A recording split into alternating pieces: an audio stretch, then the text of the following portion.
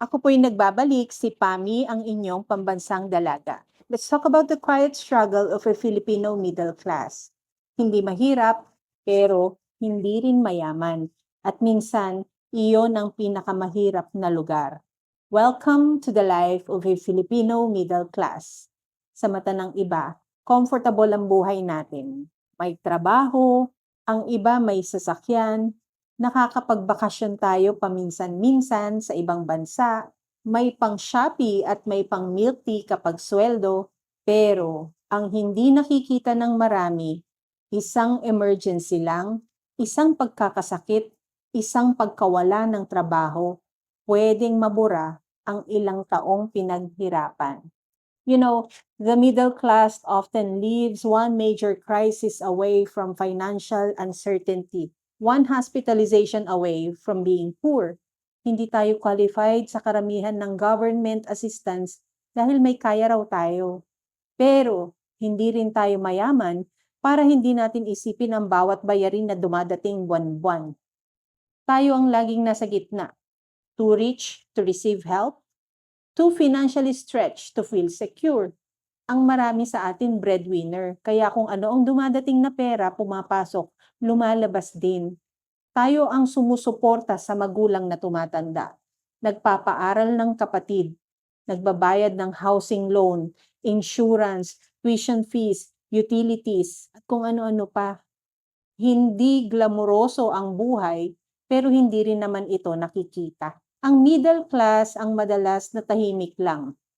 Gigising, papasok sa trabaho, magbabayad ng bills, mag-iipon, mangangarap, tapos uulit na naman kinabukasan. Repeat the cycle, di ba? Ika nga. At alam mo kung ano ang pinakamalaking realization sa lahat ng ito? That the Filipino middle class is not chasing luxury. Most of us are simply chasing what? Stability. Hindi natin pangarap ang maging bilyonaryo. Ang gusto lang natin ay ang buhay na kapag nagkasakit ang anak o miyembro ng pamilya, hindi kailangang mangutang.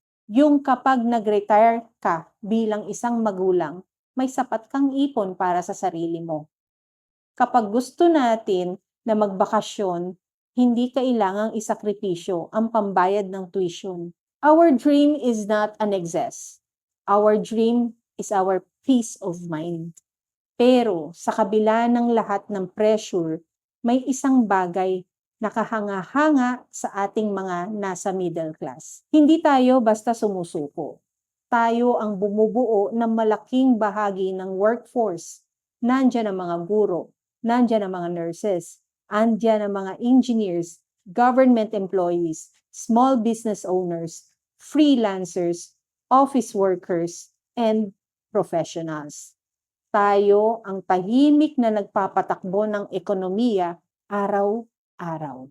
At kahit hindi tayo madalas mapasama sa mga success stories, tayo ang dahilan kung bakit maraming success stories ang posible.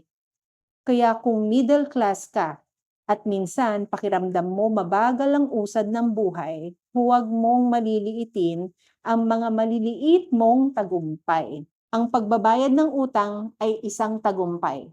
Ang pagkakaroon ng emergency fund ay isang tagumpay. Ang pagpapaaral sa anak ay tagumpay. Ang makabayad ka ng renta sa buwan na to at mga susunod na buwan, isa itong tagumpay. At ang pagiging tapat sa trabaho ay tagumpay rin. Ang pag-uwi mo sa pamilya mo araw-araw na may dalang pag-asa, ito'y tagumpay.